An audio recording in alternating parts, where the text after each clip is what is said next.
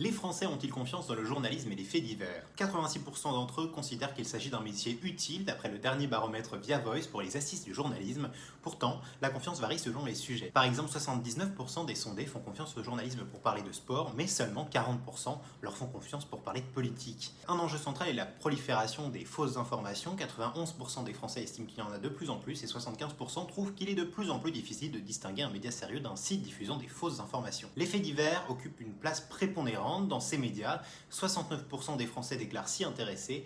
Pourtant, ces histoires drainent majoritairement des émotions négatives. 39% ressentent de la colère, 32% de la tristesse et 22% du dégoût. L'affaire qui a le plus marqué les esprits récemment est le procès des viols de Mazan, suivi de l'affaire du petit Grégory et la disparition du petit Émile. Mais les faits divers ne sont pas de simples récits d'événements criminels, ils structurent aussi la manière dont nous percevons le monde. Plusieurs chercheurs se sont penchés sur cette fabrique de l'information et sur son impact idéologique. Pierre Bourdieu, dans Sur la télévision, explique que les faits divers ne sont pas seulement une rubrique médiatique, ils constituent une fait-diversion.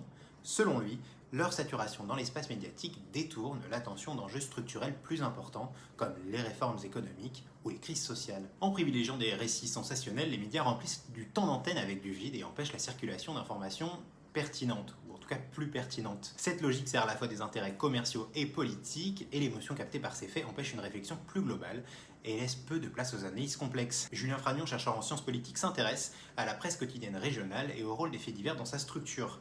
Il montre que leur répétition produit un effet de loi des séries. En accumulant les récits de crimes, les journaux construisent une impression de continuité du désordre. Le lecteur perçoit alors la société comme un espace menaçant, et même si les statistiques ne confirment pas nécessairement une augmentation de la violence. Il souligne aussi que l'ancrage local des faits divers, avec la mention des rues, des quartiers précis, renforce cette impression d'insécurité immédiate. Samuel Bouron, sociologue, analyse dans l'ouvrage collectif Extrême Droite, La résistible ascension, aux éditions Amsterdam, comment les faits divers sont devenus une arme idéologique pour l'extrême droite. Il montre que certains crimes sont immédiatement politisés pour construire un récit racialisé de l'insécurité. Cette récupération politique fonctionne d'autant mieux qu'elle est relayée massivement par certains médias d'extrême droite. Mais c'est pas nouveau, depuis le 19e siècle, la presse d'extrême droite instrumentalise des faits divers pour fabriquer des paniques morales et renforcer les clivages ethniques et sociaux. Car en effet, les faits divers ne sont pas qu'une catégorie journalistique, mais un dispositif narratif structurant qui façonne la perception de l'insécurité et de l'ordre social. Leur omniprésence répond à des logiques économiques, car ils sont rentables et fidélisent un lectorat, mais aussi à des enjeux idéologiques en légitimant une lecture sécuritaire et émotionnelle du monde. Je réfléchis à faire un format long de cette analyse où on pourra aller plus en profondeur, donc si ça t'intéresse, dis-le moi,